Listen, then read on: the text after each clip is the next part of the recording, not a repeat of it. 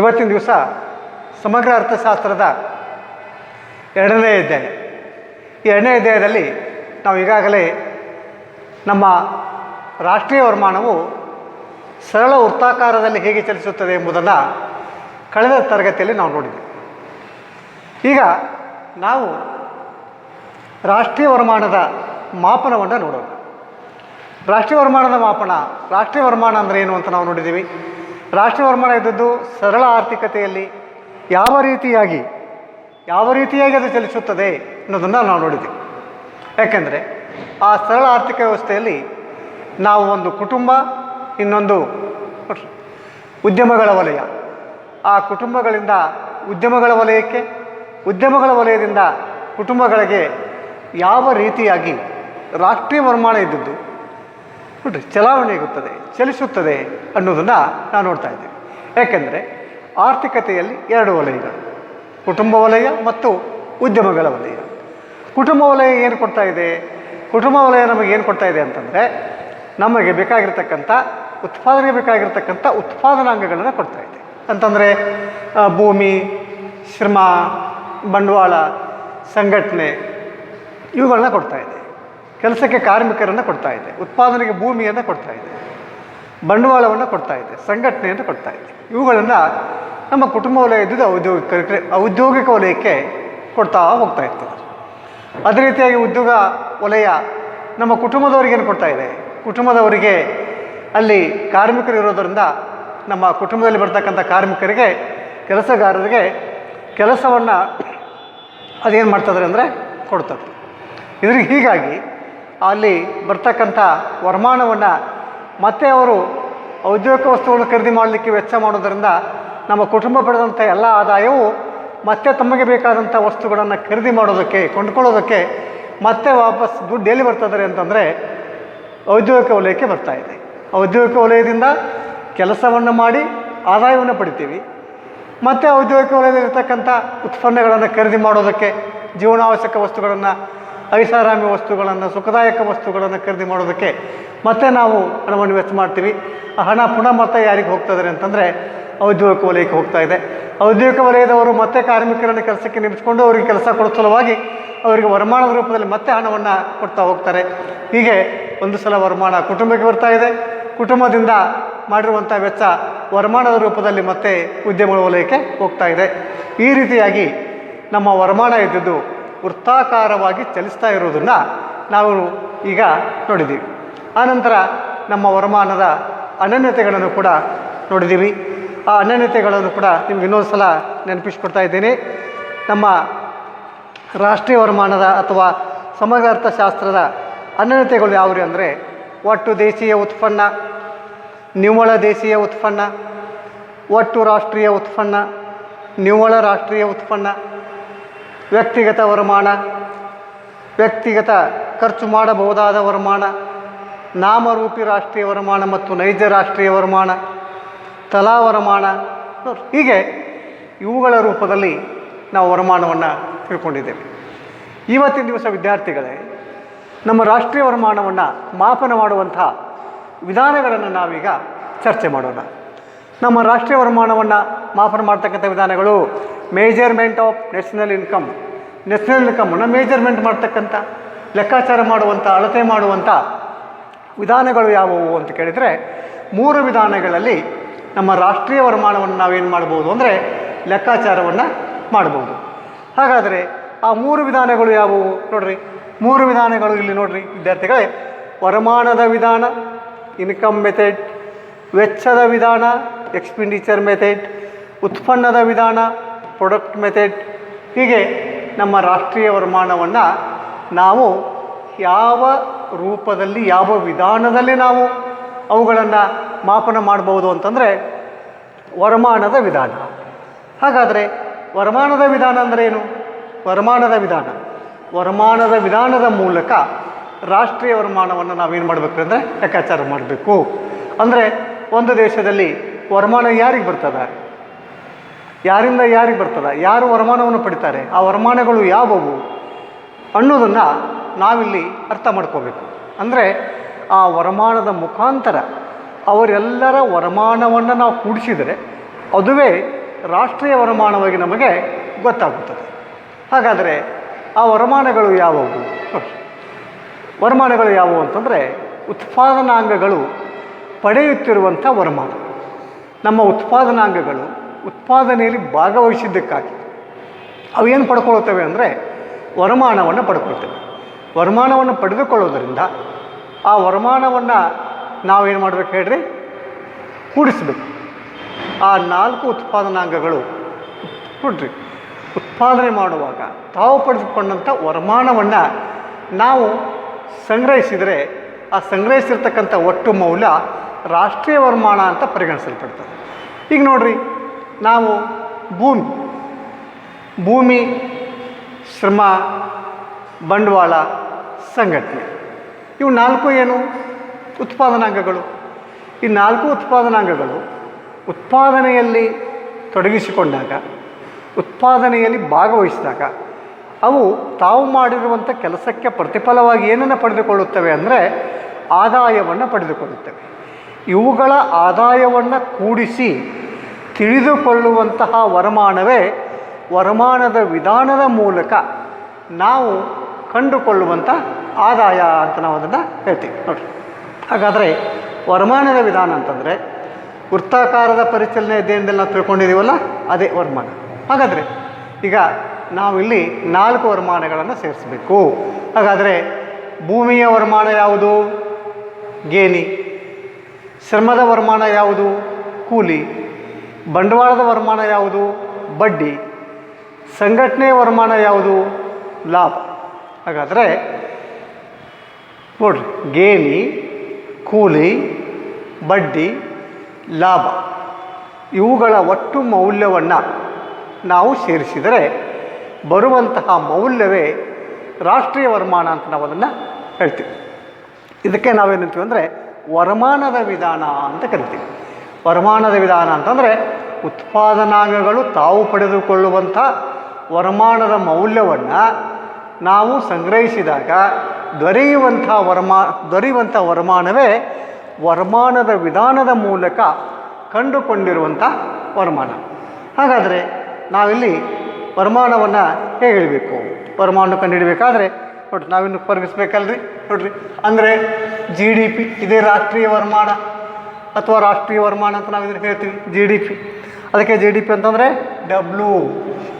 ನೋಡ್ರಿ, WR + I + gain ಅಂತ ನೋಡ್ರಿ.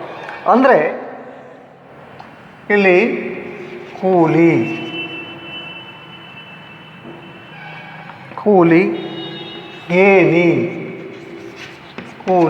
ಗೇಣಿ, ಬಡ್ಡಿ ಪ್ಲಸ್ ಲಾಭ ಅಂತ ಹೇಳ್ತೀವಿ ನೋಡಿ.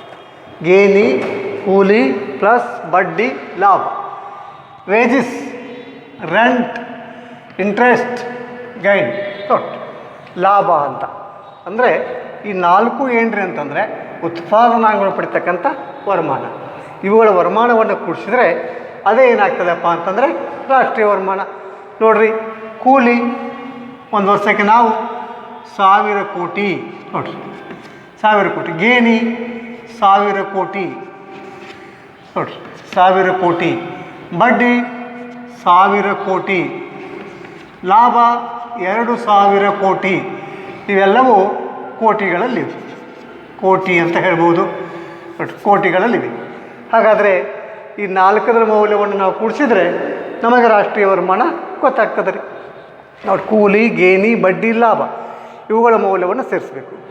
ಕೂಲಿ 1000 ಕೋಟಿ ರೂಪಾಯಿಗಳು, ಗೇಣಿ 1000 ಕೋಟಿ ರೂಪಾಯಿಗಳು, ಬಡ್ಡಿ 1000 ಕೋಟಿ ರೂಪಾಯಿಗಳು, ಲಾಭ 2000 ಕೋಟಿ ರೂಪಾಯಿಗಳು.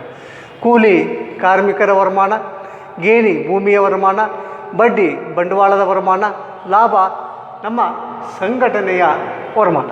ಅದಕ್ಕೆ ಇವುಗಳನ್ನು ಕೂಡಿಸಿದ್ರೆ ನೋಡ್ರಿ, 1000 3000 2 5000 5000 ಕೋಟಿ. 5000 ಕೋಟಿ ಇದೇನು ಅಂತಂದರೆ ರಾಷ್ಟ್ರೀಯ ವರಮಾನ.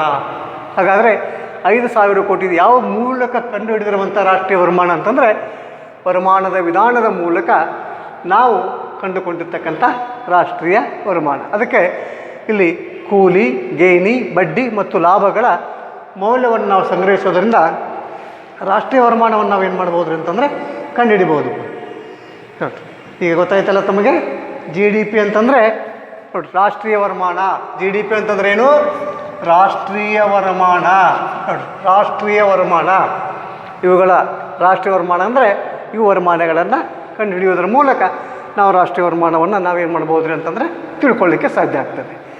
ಈಗ ಮತ್ತೊಂದ್ರೆ ಅಂತಂದರೆ ಇನ್ನೊಂದು ವಿಧಾನ, ಇಲ್ಲಿ ವೆಚ್ಚದ ವಿಧಾನ ಅಂತ ಇದೆ. ವೆಚ್ಚದ ವಿಧಾನ. ವೆಚ್ಚದ ವಿಧಾನ ಅಂದರೆ ಒಂದು ವರ್ಷದ ಅವಧಿಯಲ್ಲಿ ಖಾಸಗಿ ವ್ಯಕ್ತಿಗಳು, ಸರ್ಕಾರ, ಖಾಸಗಿ ಸಂಸ್ಥೆಗಳು, ಸರ್ಕಾರದ ಸಂಸ್ಥೆಗಳು ಇವೆಲ್ಲವೂ ಮಾಡುವಂಥ ಒಟ್ಟು ವೆಚ್ಚವನ್ನು ನಾವು ಕೂಡಿಸಿದರೆ ನಮಗೆ ಆ ವೆಚ್ಚದ ಮೌಲ್ಯವೇ ರಾಷ್ಟ್ರೀಯ ವರಮಾನವಾಗಿ ಗೊತ್ತಾಗ್ತದೆ. ನಾವು ಮಾಡ್ತಕ್ಕಂಥ ವೆಚ್ಚವನ್ನು ಕೂಡಿಸಿದರೆ ಅದೇ ಏನಾಗ್ತದೆ ಅಂತಂದರೆ ರಾಷ್ಟ್ರೀಯ ವರಮಾನ ಅಂತ. ಅದಕ್ಕೆ ನಾವು ರಾಷ್ಟ್ರೀಯ ವರಮಾನವನ್ನು ಇನ್ನೊಂದು ವಿಧವಾಗಿ ನಾವು ಲೆಕ್ಕಾಚಾರ ಮಾಡೋದಕ್ಕೆ ಸಾಧ್ಯ ಇದೆ. ಅದೇ ಯಾವ ವಿಧಾನ ಅಂತಂದರೆ ವೆಚ್ಚದ ವಿಧಾನ. ನೋಡ್ರಿ, ವೆಚ್ಚದ ವಿಧಾನ. ವೆಚ್ಚದ ವಿಧಾನದ ಮೂಲಕ ನಾವು ರಾಷ್ಟ್ರೀಯ ವರಮಾನವನ್ನು ಲೆಕ್ಕಾಚಾರ ಮಾಡ್ಬೋದು. ಇದನ್ನು ಎಕ್ಸ್ಪೆಂಡಿಚರ್ ಮೆಥಡ್ ಅಂತ ನಾವು ಹೇಳ್ತೀವಿ. Expenditure method. ಹಾಗಾದರೆ ಎಕ್ಸ್ಪೆಂಡಿಚರ್ ಮೆಥಡ್ ನೋಡಿರಿ, ವೆಚ್ಚದ ವಿಧಾನದ ಮೂಲಕ ನಾವು ರಾಷ್ಟ್ರೀಯ ವರಮಾನವನ್ನು ಕಂಡುಹಿಡಿಬೋದು. ಹಾಗಾದರೆ ಈ ವಿಧಾನದಲ್ಲಿ ಸರಕುಗಳ ಬೇಡಿಕೆಯ ಅಂಶವನ್ನು ಗಮನಿಸಲಾಗುತ್ತದೆ. ಗ್ರಾಹಕರು ಮಾಡುವಂಥ ವೆಚ್ಚ, ಹೂಡಿಕೆದಾರರು ಮಾಡುವಂಥ ವೆಚ್ಚ, ಸರ್ಕಾರಗಳು ಮಾಡುವಂಥ ವೆಚ್ಚ, ಸರಕು ಸೇವೆಗಳನ್ನು ಖರೀದಿಸಲು ಮಾಡುವಂಥ ವೆಚ್ಚ, ಹೀಗೆ ಒಂದು ವರ್ಷದಲ್ಲಿ ಮಾಡಿರ್ತಕ್ಕಂಥ ಎಲ್ಲ ವಿಧವಾದ ವೆಚ್ಚಗಳನ್ನು ಕೂಡಿಸಿದರೆ ರಾಷ್ಟ್ರೀಯ ವರಮಾನ ದೊರೆಯುತ್ತದೆ. ರಾಷ್ಟ್ರೀಯ ವರಮಾನ ದೊರೆಯುತ್ತದೆ. ಆದ್ದರಿಂದ ಒಂದು ವರ್ಷದ ಅವಧಿಯಲ್ಲಿ ಎಲ್ಲ ವ್ಯಕ್ತಿಗಳು, ಎಲ್ಲ ಸಂಸ್ಥೆಗಳು ಮತ್ತು ಸರ್ಕಾರ ಇವರೆಲ್ಲರೂ ಮಾಡುವಂತಹ ವೆಚ್ಚವೇ ರಾಷ್ಟ್ರೀಯ ವರಮಾನ. ಹಾಗಾದರೆ ಯಾವ ಯಾವ ವೆಚ್ಚಗಳನ್ನು ನಾವು ಕೂಡಿಸೋದರಿಂದ ಆ ಬಂದಂಥ ಮೌಲ್ಯವನ್ನು ರಾಷ್ಟ್ರೀಯ ವರಮಾನ ಅಂತ ನಾವು ಪರಿಗಣಿಸ್ತೀವಿ. ಹಾಗಾದರೆ ಯಾವ ವೆಚ್ಚಗಳನ್ನು ಕೂಡಿಸ್ಬೇಕು ನೋಡ್ರಿ. ಯಾವ ವೆಚ್ಚಗಳನ್ನು ಕೂಡಿಸಿರೋದು ರಾಷ್ಟ್ರೀಯ ವರಮಾನವಾಗುತ್ತದೆ ನೋಡ್ರಿ. ಅಂದರೆ ಯಾವ ಯಾವ ವೆಚ್ಚಗಳು? ಒಂದು ವರ್ಷದ ಅವಧಿಯಲ್ಲಿ ಎಲ್ಲ ವ್ಯಕ್ತಿಗಳು ಮಾಡುವಂಥ ವೆಚ್ಚ, ಸಂಸ್ಥೆಗಳು ಮಾಡುವಂಥ ವೆಚ್ಚ, ಸರ್ಕಾರ ಮಾಡುವಂಥ ವೆಚ್ಚ, ಅನುಭೋಗದ ವೆಚ್ಚ, ಹೂಡಿಕೆಯ ವೆಚ್ಚ, ಇವುಗಳನ್ನು ಕೂಡಿಸಿದಾಗ ನೋಡಿರಿ ಎಲ್ಲ ಅನುಭೋಗದ ವೆಚ್ಚ ಮತ್ತು ಹೂಡಿಕೆ ಮಾಡುವಂಥ ವೆಚ್ಚ, ಈ ಎಲ್ಲ ವೆಚ್ಚಗಳನ್ನು ಕೂಡಿಸೋದರಿಂದ ನಮಗೇನಾಗ್ತದೆ ರೀ ಅಂತಂದರೆ ರಾಷ್ಟ್ರೀಯ ವರಮಾನ ಸಿಗ್ತದೆ. ಈಗ ನೋಡಿರಿ, ಹಾಗಾದರೆ ವೆಚ್ಚಗಳು ಈಗ ದೇಶದಲ್ಲಿ 130 ಕೋಟಿ ಜನ ಇದ್ದೀವಿ ನಾವು. 130 ಕೋಟಿ ಜನ ತಮ್ಮ ಅನುಭೋಗಕ್ಕಾಗಿ ವೆಚ್ಚ ಮಾಡ್ತಾರೆ. ಉದ್ಯಮಿಗಳು ಏನು ಮಾಡ್ತಾರೆ? ಬಂಡವಾಳವನ್ನು ಹೂಡುವುದಕ್ಕಾಗಿ ವೆಚ್ಚ ಮಾಡ್ತಾರೆ. ನೋಡಿರಿ, ಈ ಬಂಡವಾಳವನ್ನು ಸರ್ಕಾರವೂ ಹೂಡುತ್ತದೆ. ಇದು ಸರ್ಕಾರಿ ಬಂಡವಾಳದ ವೆಚ್ಚ. ಬಂಡವಾಳ ಹೂಡ್ತಕ್ಕಂಥವ್ರು ಖಾಸಗಿ ವ್ಯಕ್ತಿಗಳು ಇರ್ತಾರೆ, ಖಾಸಗಿ ಕಂಪನಿಗಳಿವೆ, ಖಾಸಗಿ ಸಂಸ್ಥೆಗಳಿವೆ. ಅವರು ಕೂಡ ಬಂಡವಾಳವನ್ನು ಹೂಡ್ತಾರೆ. ಅವರು ಬಂಡವಾಳದ ಮೇಲೆ ಮಾಡುವಂಥ ವೆಚ್ಚ. ಖಾಸಗಿ ವ್ಯಕ್ತಿಗಳು ಬಂಡವಾಳದ ಮೇಲೆ ಮಾಡುವಂಥ ವೆಚ್ಚ, ಸರ್ಕಾರ ಅಥವಾ ಸರ್ಕಾರದ ಸಂಸ್ಥೆಗಳು ತಮ್ಮ ಹೂಡಿಕೆ ಮೇಲೆ ಮಾಡುವಂಥ ವೆಚ್ಚ, ಖಾಸಗಿ ವ್ಯಕ್ತಿಗಳ ಅನುಭೋಗದ ವೆಚ್ಚ, ಸರ್ಕಾರವು ಕೂಡ ಅನುಭೋಗದ ಮೇಲೆ ವೆಚ್ಚವನ್ನು ಮಾಡ್ತಾ ಇರ್ತದೆ, ಜನರ ಅನುಭೋಗದ ಮೇಲೆ. ಹೀಗೆ ಸರ್ಕಾರ ಮಾಡುವಂಥ ವೆಚ್ಚ, ಖಾಸಗಿ ವ್ಯಕ್ತಿಗಳು ಮಾಡುವಂಥ ವೆಚ್ಚ, ಅನುಭೋಗದ ಮೇಲೆ ಮಾಡುವಂಥ ವೆಚ್ಚ, ಬಂಡವಾಳ ಹೂಡಿಕೆ ಮೇಲೆ ಮಾಡುವಂಥ ವೆಚ್ಚ, ಈ ಎಲ್ಲ ವೆಚ್ಚಗಳ ಮೌಲ್ಯವನ್ನು ನಾವು ಕೂಡಿಸಿದರೆ ಅವಾಗ ಏನಾಗ್ತದೆ ಅಂತಂದರೆ ನಾವು ಒಂದು ವರ್ಷಕ್ಕೆ ಯಾವ್ಯಾವ ರೂಪದಲ್ಲಿ ಎಷ್ಟೆಷ್ಟು ವೆಚ್ಚವನ್ನು ಮಾಡ್ತಾ ಇದ್ದೀವಿ ಅನ್ನೋದನ್ನು ನಾವು ತಿಳ್ಕೊಂಡ್ರೆ ಆ ಮೌಲ್ಯವೇ ಏನಾಗ್ತದೆ ಅಂದರೆ ರಾಷ್ಟ್ರೀಯ ವರಮಾನವಾಗಿ ನಮಗೆ ಕಂಡು ಬರ್ತಾ ಇದೆ. ಹಾಗಾದರೆ ಇನ್ನೊಂದು ಸಲ ನೋಡ್ರಿ, ರಾಷ್ಟ್ರೀಯ ವೆಚ್ಚದ ವಿಧಾನ ಅಂದರೆ ಏನು ಅಂತ. ವೆಚ್ಚದ ವಿಧಾನ ಅಂತಂದರೆ ಒಂದು ವರ್ಷದ ಅವಧಿಯಲ್ಲಿ ಎಲ್ಲ ವ್ಯಕ್ತಿಗಳು, ಸಂಸ್ಥೆಗಳು ಮತ್ತು ಸರ್ಕಾರ ಮಾಡಿದಂಥ ಎಲ್ಲ ಅನುಭೋಗದ ವೆಚ್ಚ ಮತ್ತು ಹೂಡಿಕೆಯ ವೆಚ್ಚ, ಈ ಎರಡೂ ವೆಚ್ಚಗಳನ್ನು ಕೂಡಿಸಿದರೆ ಸರ್ಕಾರದ ಅನುಭೋಗದ ವೆಚ್ಚ, ಸರ್ಕಾರದ ಹೂಡಿಕೆಯ ವೆಚ್ಚ, ವ್ಯಕ್ತಿಗಳ ಅನುಭೋಗದ ವೆಚ್ಚ, ವ್ಯಕ್ತಿಗಳ ಹೂಡಿಕೆಯ ವೆಚ್ಚ, ಇವುಗಳನ್ನು ನಾವೇನು ಮಾಡಬೇಕ್ರಿ ಅಂತಂದರೆ ಕೂಡಿಸ್ಬೇಕು. ಇವುಗಳನ್ನ ಕೂಡಿಸಿದರೆ ನಮಗೇನಾಗ್ತದೆ ಅಂತಂದರೆ ರಾಷ್ಟ್ರೀಯ ವರಮಾನ ಅನ್ನೋದು ನಮಗೆ ಗೊತ್ತಾಗ್ತದೆ. ನಾವು ಮಾಡತಕ್ಕಂಥ ವೆಚ್ಚಗಳು ನೋಡಿರಿ. ಅದಕ್ಕೆ ನಾವು ಈ GDP ಮೇಲೆ ಮಾಡುವಂಥ ಇಲ್ಲಿ ಮಾಡ್ತಕ್ಕಂಥ ವೆಚ್ಚವನ್ನು ನಾವೀಗ ಗಮನಿಸ್ಬೋದು.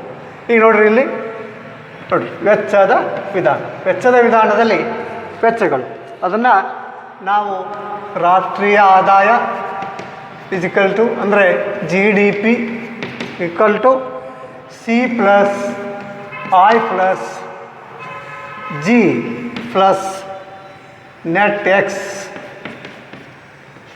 ಎಕ್ಸ್ ಅಂತ ಹೇಳ್ತೀವಿ. ನೆಟ್ ಎಕ್ಸ್ ಅಂತ ಹೇಳ್ತೀವಿ. ಇಲ್ಲಿ GDP ಅಂತಂದರೆ ಇದು ರಾಷ್ಟ್ರೀಯ ಆದಾಯ. ಇಲ್ಲಿ C ಅಂದರೆ ಏನು? C ಅಂತಂದರೆ ಸರಕು ಮತ್ತು ಸೇವೆಗಳ ಮೇಲೆ ಮಾಡಿದ ಖಾಸಗಿ ಅಂತಿಮ ವೆಚ್ಚಗಳು. ಸರಕು ಸೇವೆಗಳ ಮೇಲೆ ಮಾಡಿದ ಅಂತಿಮ ವೆಚ್ಚಗಳು. ಅಂತಿಮ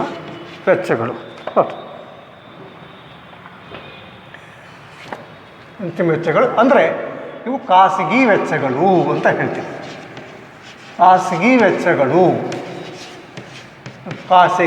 ವೆಚ್ಚಗಳು. ಅನಂತರ ಆಯ್ ಅಂದರೆ ಏನು? ಆಯ್ ಅಂದರೆ ಒಟ್ಟು ದೇಶೀಯ ಹೂಡಿಕೆಯ ಖಾಸಗಿ ಹೂಡಿಕೆಯ ವೆಚ್ಚ. ಒಟ್ಟು ದೇಶೀಯ ಖಾಸಗಿ ಹೂಡಿಕೆಯ ವೆಚ್ಚ. ಖಾಸಗಿ ಹೂಡಿಕೆ ವೆಚ್ಚ. ಖಾಸಗಿ ಹೂಡಿಕೆ ವೆಚ್ಚ. G ಅಂತಂದರೆ G ಇಜ್ಕಲ್ ಟು ಸರ್ಕಾರದ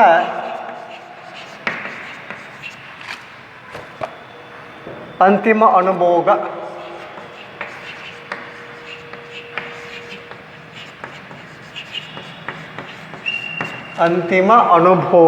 ಮತ್ತು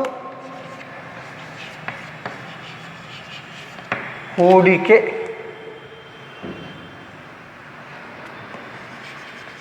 ವೆಚ್ಚ. ನೆಟ್ ಎಕ್ಸ್ ಅಂದರೆ ಏನು? ನೆಟ್ ಎಕ್ಸ್ ಇಜ್ಕಲ್ ಟು ರಫ್ತಿನ ನಿವ್ವಳ ಮೌಲ್ಯ.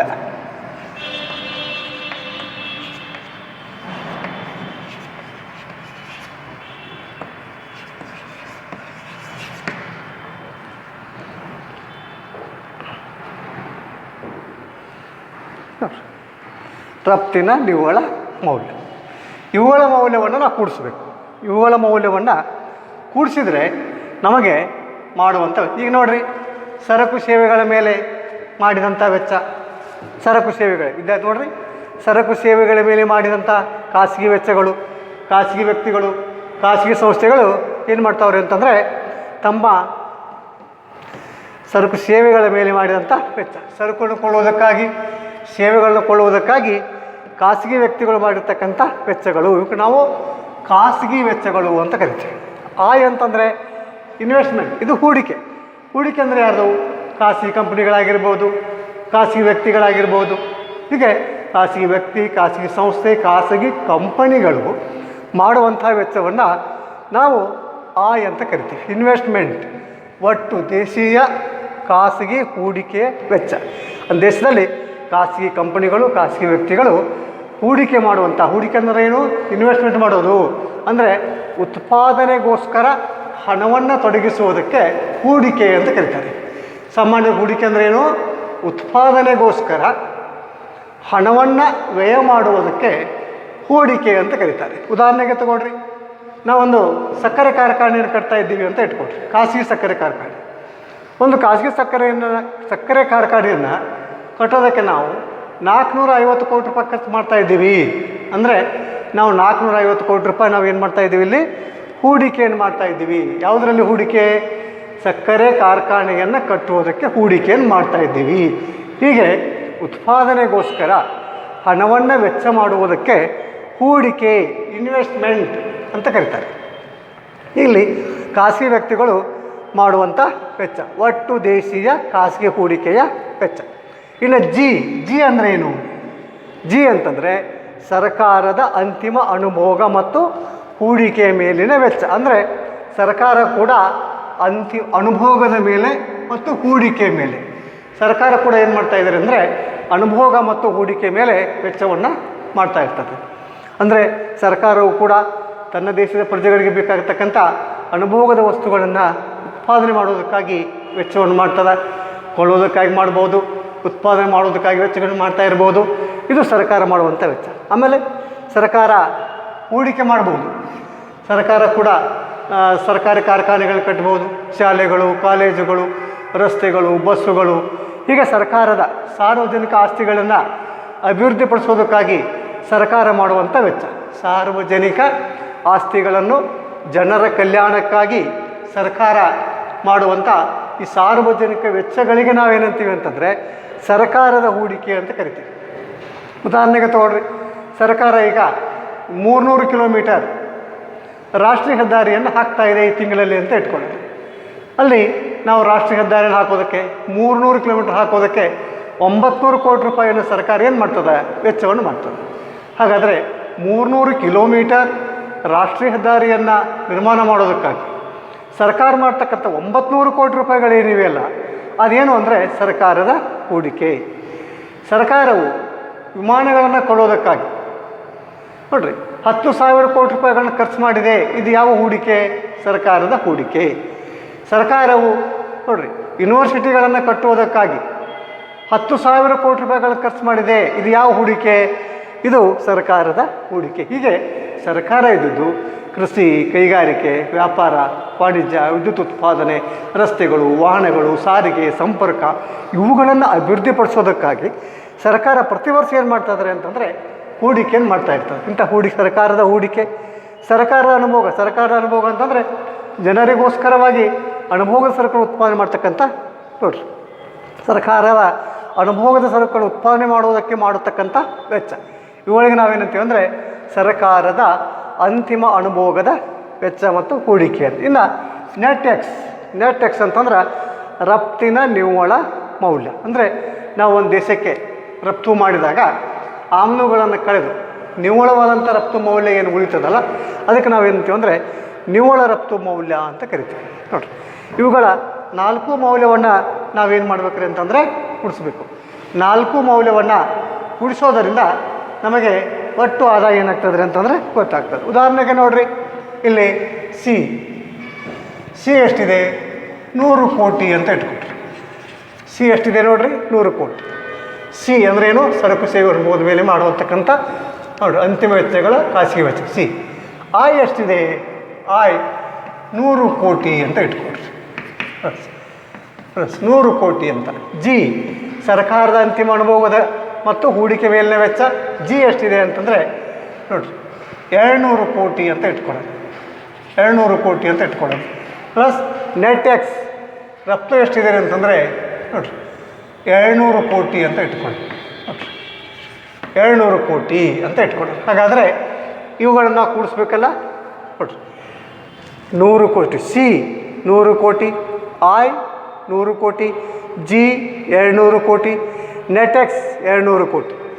ಸಿ ಪ್ಲಸ್ ಐ ಪ್ಲಸ್ ನೋಡಿರಿ I plus G plus net tax. ನೋಡಿರಿ GDP ರಾಷ್ಟ್ರೀಯ ಆದಾಯ ಅಂದರೆ C plus I plus G plus net tax ಅಂತ ಕರಿತೀವಿ. ಇವುಗಳ 4 ಮೌಲ್ಯವನ್ನು ಕೂಡಿಸ್ಬೇಕು. ಹಾಗಾದರೆ ಇವುಗಳ ಮೌಲ್ಯ ಎಷ್ಟಾಗಿದೆ ನೋಡಿ? 100, 100, 200, 400, ಇದೊಂದು 600, 800 ಕೋಟಿ ರೂಪಾಯಿ. ಇದೇನಾಗ್ತದೆ ಅಂತಂದರೆ ರಾಷ್ಟ್ರೀಯ ಆದಾಯ. ನೋಡಿರಿ ಇದೇನಾಗ್ತದೆ ಅಂತಂದರೆ ರಾಷ್ಟ್ರೀಯ ಆದಾಯವಾಗಿ ನಮಗೆ ದೊರೆಯುತ್ತದೆ. ಇದಕ್ಕೆ ನಾವೇನಂತೀವಿ ಅಂತಂದರೆ ರಾಷ್ಟ್ರೀಯ ಆದಾಯ ಅಂತ ಕರಿತೀವಿ. ಇದು ಯಾವ ವಿಧಾನದ ಮೂಲಕ ಕಂಡುಹಿಡಿದಿರುವಂಥ ರಾಷ್ಟ್ರೀಯ ಆದಾಯ ನೋಡಿರಿ? GDP = C plus I plus G plus net tax ಅಂತಂದರೆ ನೋಡಿರಿ ಇದು ವೆಚ್ಚದ ವಿಧಾನದ ಮುಖಾಂತರ ಕಂಡುಕೊಂಡಿರುವಂಥ ರಾಷ್ಟ್ರೀಯ ಆದಾಯ. ನೋಡಿರಿ ಹೀಗೆ. ಇನ್ನು ಕೊನೆಯದಾಗಿ ಉತ್ಪನ್ನದ ವಿಧಾನ ಅಂತ ಇದೆ. ಉತ್ಪನ್ನದ ವಿಧಾನದ ಮೂಲಕ ನಾವು ಕಂಡುಹಿಡಿದಿರುವಂಥ ರಾಷ್ಟ್ರೀಯ ವರಮಾನಗಳು. ಉತ್ಪನ್ನದ ವಿಧಾನದ ಮೂಲಕ ನಾವು ರಾಷ್ಟ್ರೀಯ ವರಮಾನವನ್ನು ಕಂಡುಹಿಡ್ತೀವಿ. ಉತ್ಪನ್ನದ ವಿಧಾನ ಅಂದರೆ ಏನು? ಉತ್ಪನ್ನದ ವಿಧಾನ ಎಂದರೇನು ಅಂತಂದರೆ ಉತ್ಪನ್ನದ ವಿಧಾನವನ್ನು ದಾಸ್ತಾನು ವಿಧಾನ ಅಂತ ಕೂಡ ಕರೀತಾರೆ. ಇದನ್ನು ಉತ್ಪನ್ನದ ವಿಧಾನಕ್ಕೆ ಇನ್ನೊಂದು ಹೆಸರು ಏನು ಅಂತಂದರೆ ದಾಸ್ತಾನು ವಿಧಾನ ಅಂತ ಕೂಡ ಕರೀತಾರೆ. ಈ ವಿಧಾನದೊಳಗೆ ಒಂದು ದೇಶದಲ್ಲಿ ಒಂದು ವರ್ಷದ ಅವಧಿಯಲ್ಲಿ ಉತ್ಪಾದಿಸಲಾದ ಅಂತಿಮ ಸರಕು ಮತ್ತು ಸೇವೆಗಳ ಒಟ್ಟು ಮೌಲ್ಯವನ್ನು ಒಟ್ಟುಗೂಡಿಸುವ ಮೂಲಕ ರಾಷ್ಟ್ರೀಯ ವರಮಾನವನ್ನು ಅಂದಾಜು ಮಾಡುವುದಕ್ಕೆ ಉತ್ಪನ್ನದ ವಿಧಾನ ಅಂತ ಕರೀತಾರೆ. ವಿದ್ಯಾರ್ಥಿಗಳೇ, ಇನ್ನೊಂದು ಸಲ ಗಮನಿಸಿ. ಉತ್ಪನ್ನದ ವಿಧಾನ ಎಂದರೇನು?